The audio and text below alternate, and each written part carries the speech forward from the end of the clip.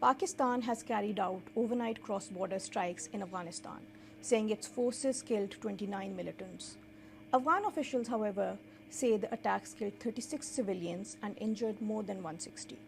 The strikes came after militants from Jamaat al-Ahrar, a faction of Pakistani Taliban, or the TTP, attacked a camp of paramilitary Rangers forces in Karachi on Saturday. Pakistani military said 3 Rangers personnel and 3 militants were killed in the attack. The latest attacks, however, have raised a broader question.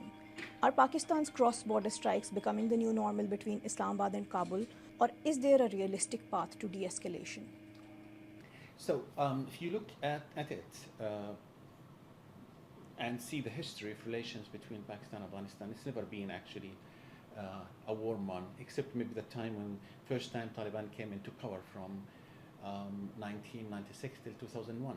Before and after has been all the time a cold or a hostile one rather. Now I believe the problem here is between expectations and a sovereignty. Pakistan expects that it still has its strategic depth inside Afghanistan, and the Taliban believes that they are now a country that have its sovereignty, and no one can really apply on them what they should do. So this is where we are right now. And then one of the expectations that Pakistan believes or wants from the Taliban is to control the TTP. I believe, yes, the Afghan Taliban in Kabul can influence the TTP, but I don't think they can control. So again, the expectations here are somehow unrealistic.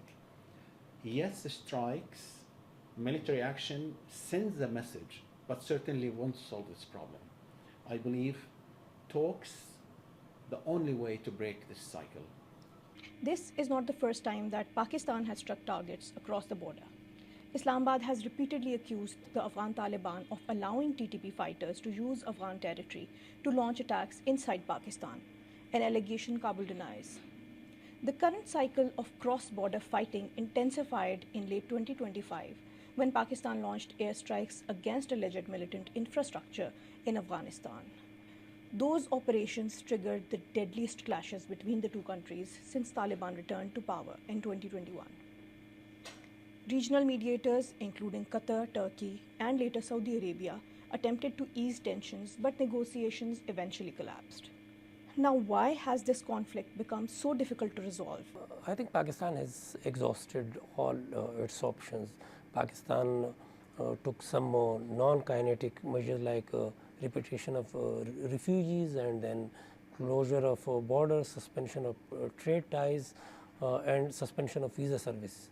But nothing, got Pakistan any results. And then there is a realization that since there is no support from Afghanistan regarding control over the TTP, so Pakistan will retaliate to any attack inside Pakistan in form of airstrikes, and that is happening.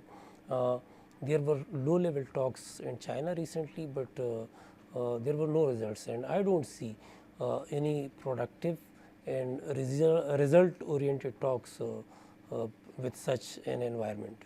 Pakistan says it will continue targeting militant groups that threaten its security, while Afghanistan insists its territory is not being used to launch attacks inside neighboring countries. With trust at an all-time low and violence continuing on both sides of the border, the prospect of renewed diplomacy appears uncertain. It raises concern that the conflict could deepen before it even improves.